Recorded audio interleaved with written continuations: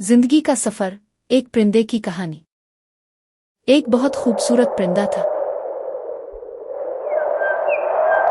जो जिंदगी के आसमान में उड़ता चला जा रहा था। जब वो छोटा था तो इसके परों में हल्की सी धूप और मासूमियत की नरमी थी। वो दिन भर खेलता, गुनगुनाता और हर नए रंग को छूता।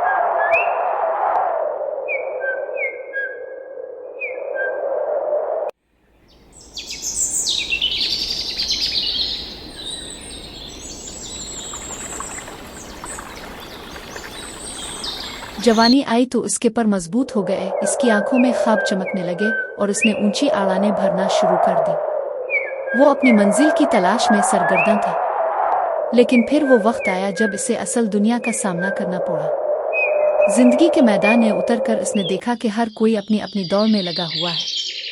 कोई भीड़ में शामिल होकर खुद को मजबूत समझ रहा था तो कोई तन्हाई में बखर रहा था।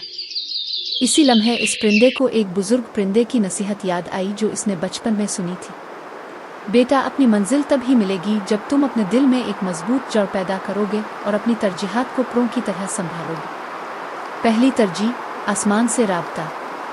इसने अपने परों को आसमान की तरफ मोड़ लिया।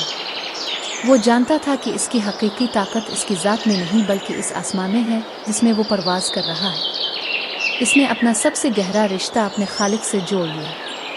जब तेज आंधियां आईं तो वो घबराया नहीं बल्कि खुद को अल्लाह के नाम के मजबूत पिंजरे में महफूज कर लिया। इसने महसूस किया कि ये रिश्ता इसे वो सुकून देता है जो दुनिया की कोई शय नहीं दे सकती।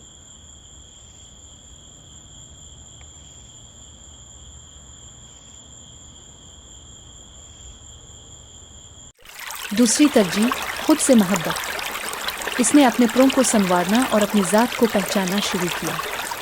वो समझ गया कि अगर उसके अपने पर मजबूत नहीं होंगे तो वो किसी और के लिए साया कैसे बन सकेगा। इसने खुद को वक्त दिया, अपनी खूबियों और खामियों को समझा और अपनी कदर की। ये मोहब्बत इसे अंदर से इतना ताकतवर बना गई कि वो जिंदगी के हर तूफान का मुकाबला कर सकता था।